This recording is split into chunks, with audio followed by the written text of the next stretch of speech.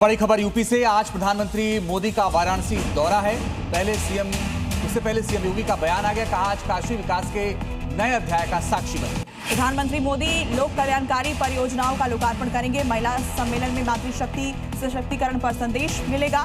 Banas dairy के दुग्ध उत्पादों को बोनस मिलेगा। अयोध्या, मुंबई और बनारस पुणे अमृत भारत एक्सप्रेस ट्रेनों की शुरुआत भी की जाएगी, जिसे लेकर सीएम योगी आदित्यनाथ ने ये बयान दिया है।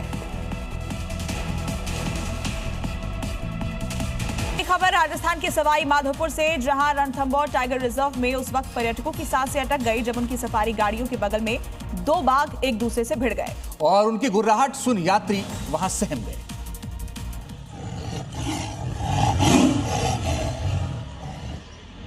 बाघों के इस भिड़ंत का वीडियो भी सामने आया, जहां सफारी गाड़ियां रुकी हुई है और यात्री दहशत में है और बाघ एक दूसरे से गुर्रा रहे हैं। इस बीच सहमे यात्री एक दूसरे से शांत रहने को कह रहे हैं।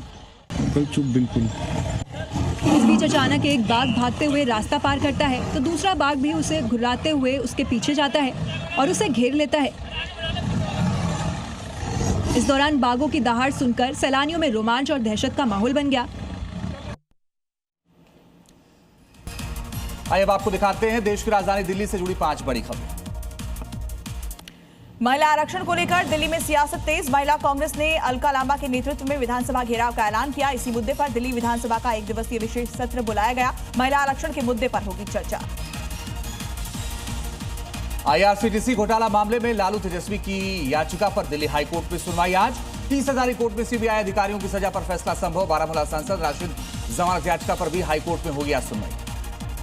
उत्तराखंड के मुख्यमंत्री पुष्कर सिंह धामी ने दिल्ली के उत्तराखंड निवास में बीजेपी सांसद और अभिनेत्री हेमा मालिनी से मुलाकात की। इस दौरान उन्होंने हाउस ऑफ हिमालय के तहत स्थानीय उत्पादों का उपहार भेंट किया। दिल्ली के पहाड़गंज इलाके की चूना मंडी में एक इमारत की तीसरी मंजिल पर आग लगने से हड़कंप मच गया। घनी आबादी के चलते रेस्क्यू ऑपरेशन में परेशानी आई। कड़ी मशक्कत के बाद फिलहाल आग पर काबू पाया गया। किसी के हताहत होने की कोई सूचना नहीं है। दिल्ली के विकासपुरी इलाके में पिस्टल की नोक पर ग्रोसरी शॉप में लूट की सनसनीखेज वारदात। 2 बदमाशों ने दुकानदार को धमकाकर करीब 20,000 रुपए की नकदी लूटी। पूरी घटना सीसीटीवी में कैद। फरार आरोपियों की तलाश में जुटी पुलिस। और अब खबर तमिलनाडु के इरोड से, जहां क्रेन ड्राइवर की गलती से 50 स्कूली बच्चों की जान मुश्किल में फंस गई। गनीमत रही कि इस टक्कर में बस को ज्यादा नुकसान नहीं पहुंचा। अब टक्कर की इस तस्वीर को देखिए। मेन रोड से स्कूल बस बच्चों को लेकर जा रही है। कनेक्टिंग सड़क पर क्रेन तेजी से आगे बढ़ रही है। तभी क्रेन का अगला हिस्सा बस से टकरा जाता है, जिसके बाद क्रेन पलट जाती है और पास के एक खंबे पर गिरती है, जिससे खंबा भी टूटकर गिर जाता है। जिस वक्त ये हादसा हुआ उस वक्त इस स्कूल बस में 50 बच्चे सवार थे। गनीमत रही कि किसी बच्चे को खरोच तक नहीं आई। सभी पूरी तरह से सुरक्षित है। एक बड़ी सड़क दुर्घटना तो टल गई, लेकिन इस दुर्घटना ने कई सबक दिए हैं, जिसमें प्रमुख है जहां भी कनेक्टिंग सड़क हो वहां गाड़ी सावधानी से चलाएं। और अब खबर बिहार के सारण से, जहां प्रेम प्रसंग को लेकर एक युवती मोबाइल टावर पर चढ़ गई, जिसके बाद घंटों तक हाई वोल्टेज ड्रामा चलता रहा। पुलिस ने मौके पर पहुंचकर समझा बुझाकर उसे सुरक्षित नीचे उतारा। गांव वालों को इस घटना की जानकारी तब हुई जब लड़की ने टावर से ही 3-4 रील बनाई और इंस्टाग्राम पर पोस्ट कर दी।